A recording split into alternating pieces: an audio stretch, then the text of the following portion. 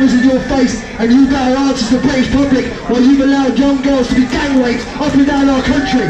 People need to start giving answers. If they don't get answers, we're going to fuck shit up. I went to France. I've been to France twice now. I went to 2 different locations in France and I watched how the Yellow Vests took over their country and brought it to a standstill for the benefit of their people. Now, they have shut down the metro system, they've shut down the airports, they shut down the motorways, they shut down the ports, and it had such an effect that spokesmen from the Yellow Vests were invited to speak to Macron's people and they came to an agreement. If they don't start listening, we will start doing the same as well. Our country is falling under some lefty liberal bullshit and we are not going to accept it anymore. Now when it gets up, come on, it's this side. Gerard, listen, this man deserves every single one of us to back him. But I will say,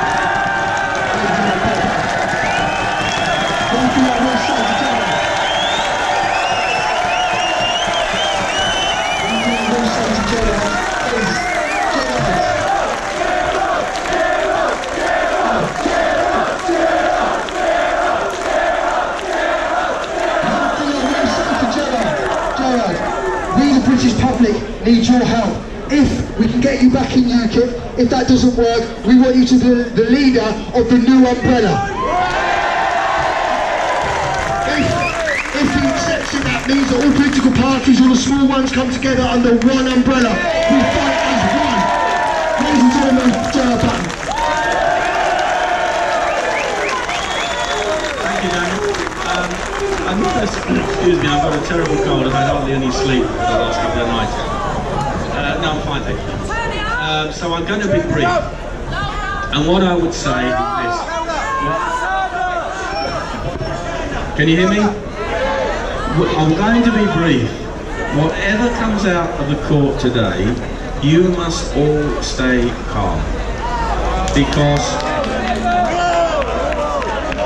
it's hard enough at the moment without handing the mainstream media stories on. Because you know how it works. You don't need me to tell you.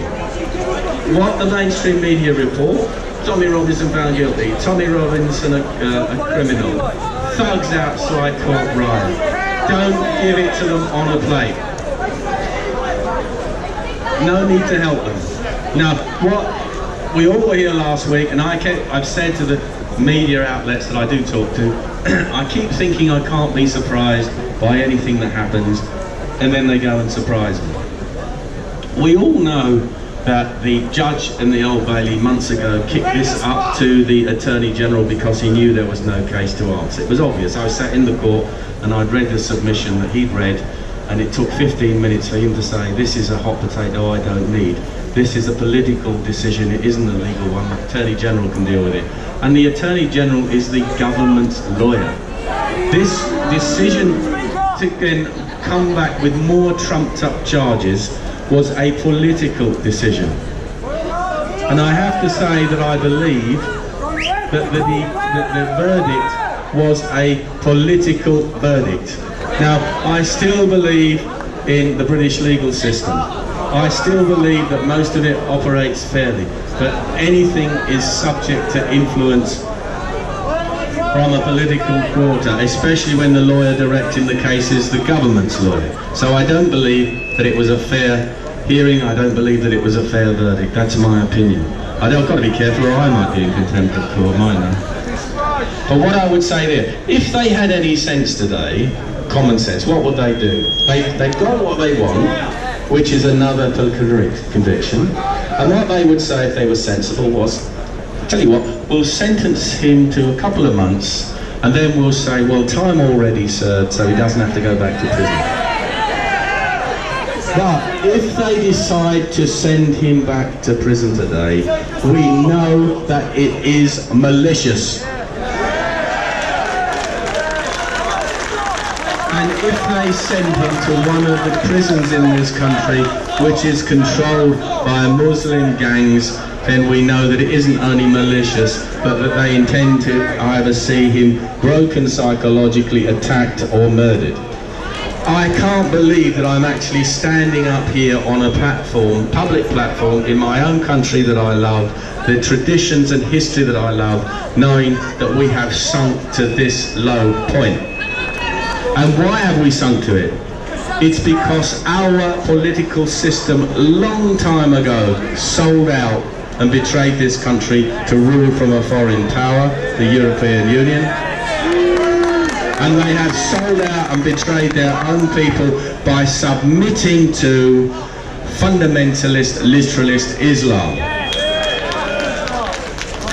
That's why they are terrified of someone like Tommy Robinson actually speaking the truth about what is happening and drawing attention to it. This is now like some kind of satellite country of the old Soviet Union, where if you speak the truth you have to be suppressed, you have to be non-personed or locked up in prison. This is where we're being reduced to. We're not there yet. The country is still full of decent people who know the truth and are prepared to speak it, and this is what everybody has to do on an individual level.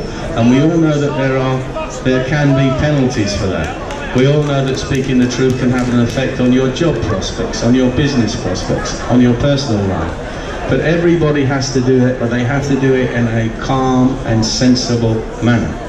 We are not opposed in any way to individual people. We are opposed to an ideology that is completely inimical to the values and traditions of our country. And that is the basis on which we must proceed. And I have to say on a personal note, you know you've arrived in politics when you've been banned by your own NEC.